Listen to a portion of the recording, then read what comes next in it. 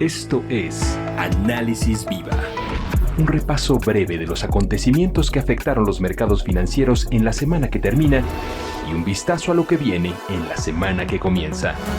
Análisis Viva. ¿Qué tal? Bienvenidas, bienvenidos. Mi nombre es Salvador Leal y les doy la bienvenida al podcast semanal de la Bolsa Institucional de Valores Análisis Viva. El día de hoy nos acompaña Gabriel Lozano, él es Chief Economist para México y América Central en JP Morgan. Muchas gracias, Gabriel, por estar con nosotros en este Análisis Viva. Un placer estar con ustedes. Muchas gracias por la invitación. Si te parece bien, comencemos platicando un poco acerca de nuestro vecino del norte. ¿Cómo le ha ido en términos de crecimiento? ¿Cómo van sus números? Sí, efectivamente, Estados Unidos va bastante bien en términos de las revisiones a la actividad económica. De hecho, nuestros economistas en Estados Unidos hicieron una revisión al 5.5% este año. Es un crecimiento bastante vigoroso de la mano de una recuperación fuerte en la parte de servicios. Todo lo que hemos visto en esta etapa post-pandemia, o bueno, si no post-pandemia, pues en esta nueva etapa de pandemia, ¿no? En el cual el progreso en la vacunación, el progreso también en la normalización de la actividad económica después de tantos meses con una demanda reprimida, ha permitido que el consumo tenga una buena reactivación. En ese sentido, también esperamos que se continúe hacia el 2022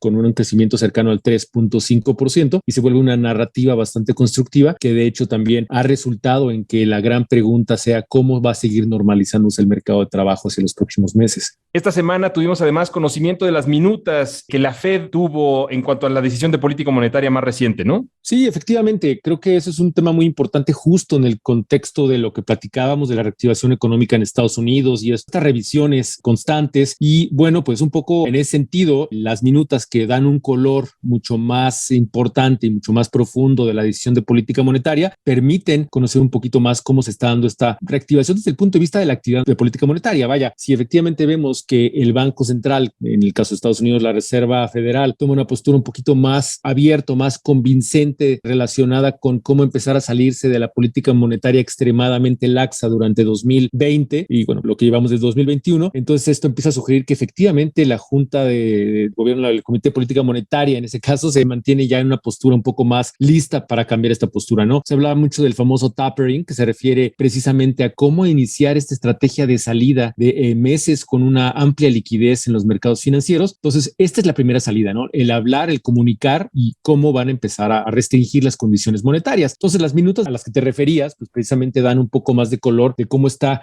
cada uno de los miembros del comité con respecto a su expectativa de inflación, con respecto a cómo están viendo la reactivación del mercado laboral, porque hay que recordar que en Estados Unidos tienen un mandato de seguimiento muy puntual del mercado laboral y de la inflación. Y en ese sentido, bueno, también se empieza a ver un poco más de claridad de cómo está esta preocupación de la dinámica de precios que mundialmente se ha vuelto un fenómeno de preocupación y de seguimiento muy puntual en todos lados. Entonces, estas minutas sugieren que efectivamente el Comité de Política Monetaria va a estar muy pendiente hacia los próximos meses en caso de que sea necesario afinar la cantidad de liquidez que se va a ir retirando o en la primera etapa que tanta liquidez menos se va a seguir inyectando en los mercados. Y bueno, esto daría paso a lo que nosotros esperamos que sea el inicio de subidas de tasas de interés en septiembre del 2022. De hecho, la postura del banco JP Morgan ahora es que Estados Unidos empezaría con la subida de tasas en septiembre, continuando con una subida cada trimestre, de tal manera que esto permitiría también a muchos bancos emergentes, como el caso de Banco de México, a retomar estas subidas de tasas en algún momento dado en 2022, dependiendo de lo que siga pasando por el momento que ya estamos viendo subidas de tasas de interés. Si te parece bien, movámonos entonces ahora hacia Banco de México. Esta semana tuvimos bastantes noticias, la primera relacionada con el tema de la inflación que tú ya comentas y la segunda con alguno de los cambios. ¿Por qué no nos platicas un poco? Claro, definitivamente semana muy interesante, muchos datos económicos, un poco lo que vale la pena iniciar y creo que de ahí se puede armar una buena narrativa con respecto al resto de los eventos, pues tiene que ver con la parte inflacionaria. El reporte de la primera quincena de noviembre volvió a sorprender hacia arriba, obligándonos a hacer un ajuste a la expectativa de tasa de inflación para este año hacia el 7.2%, que sería un nivel máximo en más de 20 años. Y esta retórica pues sugiere que hacia adelante seguimos viendo riesgos al alza. Estos riesgos están muy relacionados con la manera en que se ha venido dando pues, el ajuste en precios en muchas categorías de inflación, donde tenemos dos componentes esenciales. El primero se refiere a un componente mucho más estable, que es la inflación subyacente, en inglés se le conoce como core inflation, y esta dinámica ha sido muy preocupante porque ha estado consistentemente para arriba durante los últimos trimestres, de tal manera que ha arrastrado la inflación a niveles más elevados de una manera también muy consistente. Muchas veces tenemos, dado el otro componente que se refiere a la inflación no subyacente, vaivenes mucho más importantes que tienen que ver con la subida de precios agrícolas, la bajada en precios de los commodities o las materias primas, de tal manera que tenemos esa volatilidad inherente a los precios al consumidor, pero en esta ocasión tenemos una consistencia bien preocupante tanto en la parte subyacente como en la parte no subyacente, de tal manera que nos han llevado a lecturas bastante elevadas, y esto es congruente con una inflación que sugiere que ya va a rebasar el 7%, como lo sugirió el Banco Central. Algunos miembros lo han mencionado también en redes sociales, y esto arrojaría también datos más elevados hacia finales del 2021, pero el problema más importante es qué tanto se va a extender hacia los primeros meses del 2022 y qué tanto obligaría al Banco Central a seguir subiendo tasas. Y precisamente cuando al inicio de esta partecita me refería a la posibilidad de ver mayores tasas de interés, esa es nuestra expectativa en términos del ciclo de política monetaria. Tenemos estimado en nuestra trayectoria de tasas que el Banco Central va a aumentar 25 puntos base más en diciembre y se va a seguir en esa misma tónica, en esa línea de 25 puntos, tanto en las reuniones de febrero, posiblemente febrero. Vamos a ver cómo se confirma el calendario en el próximo reporte trimestral de inflación, que es cuando se anuncia las fechas del próximo año, pero estimamos que sea en febrero, que sea en marzo, y esto nos obligaría a seguir pensando que efectivamente Banco de México sigue preocupado en términos de cómo viene la parte inflacionaria y necesita decirle al mercado, está comprometido con el anclamiento de las expectativas de inflación, de tal manera que quiere llevar la expectativa del próximo año y los siguientes años a niveles congruentes con la expectativa y con el objetivo de inflación del Banco Central, que es del 3%. Hoy por hoy se ve complicado llegar al 3% en 2022 y hasta en 2023, para ser totalmente transparente, pero la gran pregunta es qué tanto puede hacer Banco de México para efectivamente lograr esta meta, ¿no? Y ahora se vuelve aquí un twist, una vuelta de tuercas interesante en la narrativa de política monetaria, porque al inicio de esta semana pues empezábamos a comentar ya que había nerviosismo en los mercados con respecto a qué iba a pasar con la nominación del próximo gobernador al Banco de México, precisamente en el contexto de una pausa muy importante desde que el presidente anunció que Arturo Herrera iba a ser el próximo gobernador del Banco Central a partir del 1 de enero del 2022, pero fue una pausa bastante larga y empezaron las dudas hace algunos días de qué iba a pasar, dado que no había un conocimiento mucho más puntual de que efectivamente se fuera a mandar al Senado esta propuesta para que fuera confirmada por una mayoría de esta Cámara Alta del Congreso. Y bueno, lo que acabó pasando es que se confirmó por parte del gobierno que no seguía adelante esta postura o esta propuesta de tener a Arturo Herrera como el próximo, o de proponerlo como el próximo gobernador del Banco Central. Lo que pasó después de este evento fue que la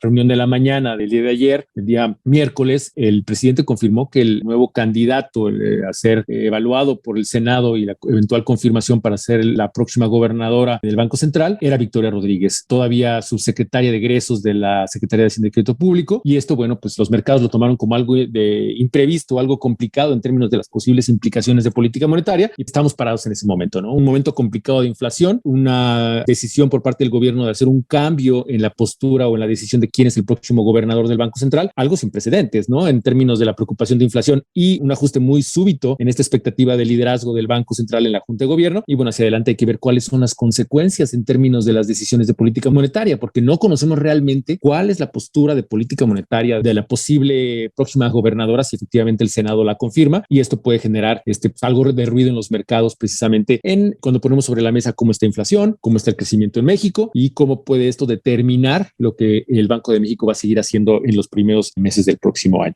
Y para terminar de armar este rompecabezas, nos queda probablemente la parte pues de crecimiento. Durante la semana trascendió en los medios de comunicación que el presidente continuaba pronosticando un crecimiento de 6% a pesar de una caída que se dio en el tercer trimestre. ¿Cómo lo estás viendo tú, Gabriel? Es un muy buen punto y justo creo que encaja muy bien con la discusión que teníamos previamente de las variables de decisión del Banco Central, cuando tomábamos en cuenta que efectivamente el Banco de México toma muy en cuenta la inflación, que es su mandato primordial, pero también el crecimiento en términos de las implicaciones que tiene el poder de compra, los agentes económicos, pues en el contexto inflacionario, pues es muy importante tener en cuenta las diferentes variables que están afectando la recuperación económica. Y en ese sentido, pues se confirmó el día jueves 25 de noviembre que la actividad económica, pues sí se contrajo el tercer trimestre. O sea, ya se había conocido inicialmente un dato oportuno de crecimiento que mostraba una contracción de 0.9% y ahora se conoció precisamente que la contracción va a ser mayor, de tal manera que va a tener seguramente una implicación de crecimiento para todo este año muy muy posiblemente el crecimiento va a terminar siendo cercano al 6%, sí, pero con riesgos a la baja, ¿no? Riesgos a la baja claramente por cómo estamos viendo la composición en términos del sector servicios, que sigue golpeado por los temas relacionados con los confinamientos, y al mismo tiempo la actividad económica en el sector manufacturero, que sigue muy golpeado por las cadenas de suministro, los cuellos de botella en algunos sectores, precisamente por la dificultad de normalizar las cadenas de producción en el mundo, y ha demorado esto mucho el envío de productos finales al resto del mundo, particularmente Estados Unidos, y al mismo tiempo pues, la recepción de muchos de los insumos que utiliza México para la producción de bienes finales. El sector manufacturero es esencial en México y esto pues sigue afectando de manera muy generalizada la reactivación económica durante la segunda mitad de este año. De tal manera que, como bien decías, sí hay un tema importante de enfatizar lo que está diciendo el gobierno de un crecimiento cercano al 6%, pero hay que recordar que venimos de una contracción del más de 8%. Es decir, México no va a tener la famosa recuperación en V que muchos países sí están teniendo. Entonces, aunque creciéramos el 6 o el 5.5% para hablar un poco del número de crecimiento que trae en las encuestas de varios, del mismo Banco Central, por ejemplo, pues sí sugiere que vamos a tardar en recuperar y regresar a los niveles prepandemia, muy posiblemente hasta mediados del 2022. Y esto también es algo que se ha venido discutiendo en las minutas del Banco Central, publicaron también el mismo jueves 25. Y en ese sentido, pues lo que vale la pena destacar es que en el balance de las cosas, a pesar de que hay un riesgo de que Banco de México pueda ser más agresivo en la subida de tasas en el contexto de inflación, también vale la pena destacar que la actividad económica a la baja, con un rango bastante razonable entre el 5.5 y el 6%, sugiere que Banco de México va a tomar mucho en cuenta esta cautela de política monetaria para tratar de reconocer los riesgos de la actividad económica a la baja. Seguiremos al pendiente de todos estos temas para ver cómo se da el cierre y, por supuesto, cada uno de los factores, cómo van caminando a lo largo del próximo año. Gabriel, muchas gracias por este análisis y por habernos acompañado en este episodio de Análisis Viva. Con mucho gusto. Saludos a todos. Él es Gabriel Lozano, Chief Economist para México y América Central en JP Morgan. Y a ustedes muchas gracias también por escucharnos. Si el episodio fue de su agrado, los invitamos a dejar una reseña, un like en cualquiera de las plataformas desde la que nos escuchen o compartirlo a sus contactos y amigos. La producción de este podcast estuvo a cargo de Rogelio Unzueta. Agradecemos a nuestro ingeniero en audio, Héctor García. Les platicó Salvador Leal y esto es Análisis Viva. Hasta la próxima. Análisis Viva. Suscríbete a nuestro podcast y visita nuestro sitio web www.viva.mx para que obtengas la información más completa de los mercados en México. Análisis Viva es una producción de la Bolsa Institucional de Valores.